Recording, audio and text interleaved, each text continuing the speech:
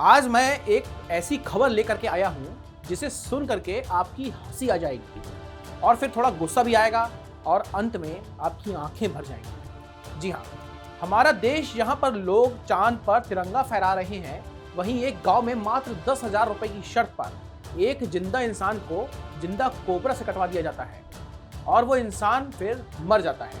ना तो उसका कोई दुश्मन था, ना ही कोई पुरानी रंजिश थी, और थी हमारी वही पुरानी बीमारी, दिखावा करना, चाहे कुछ भी हो जाए। सिकंदर उंगली आगे बढ़ाता है, लोग हंसते हैं। पहले आप ये वीडियो देख लीजिए।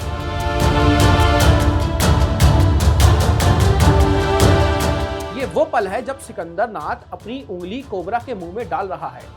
आसपास के लोग तालियां बजा रहे हैं जैसे कोई सर्कस चल रहा हो। किसी ने उसे रोका नहीं, किसी ने उससे ये नहीं कहा कि भाई तू पागल हो गया है। क्यों? क्योंकि 10,000 रुपए थे ना सामने। जी हाँ, चलिए मैं अब आपको पूरी खबर विस्तार से बताता हूँ। दरअसल मामला है ये सहारनपुर का। दोस्तों, ये मामला बेहद सनसनीखेज और दुखद है।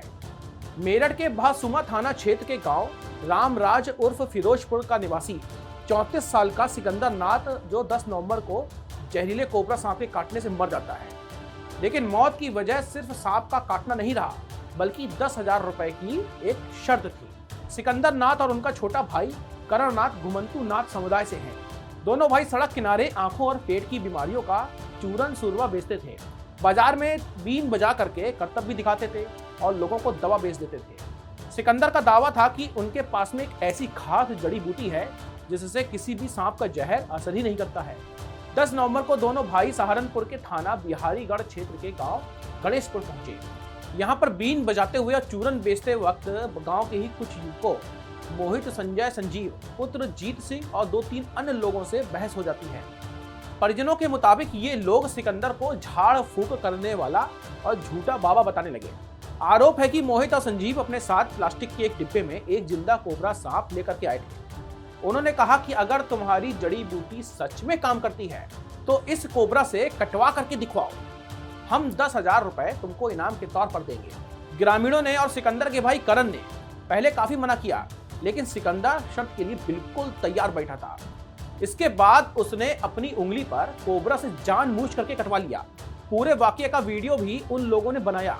सांप काटने के कुछ देर बाद ही सिकंदर की तबीयत बिगड़ने लगी।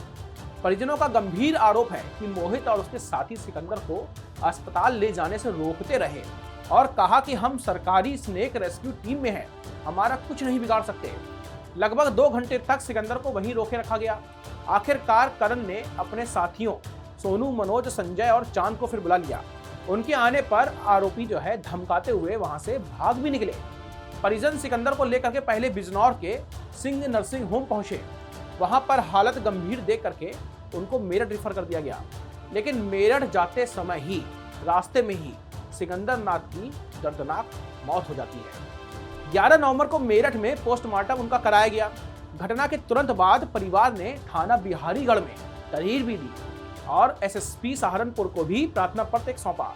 लेकिन जब काफी दिनों तक इस पर कोई कार्रवाई नहीं हुई तो 3 दिसंबर को परिवार फिर पुलिस अधीक्षक कार्यालय पहुंचा। तब जाकर के थाना बिहारीगढ़ में 5 नामजद लोगों को मोहित, संजय, संजीव और अन्य के खिलाफ मुकदमा दर्ज कर लिया गया है। उन पर धारा 304, 506, 342, 147 आदि लगाई गई है। सिकंदर की पत्नी उषा इस समय गर्भवती है। उनके 4 छोटे बेटे हैं।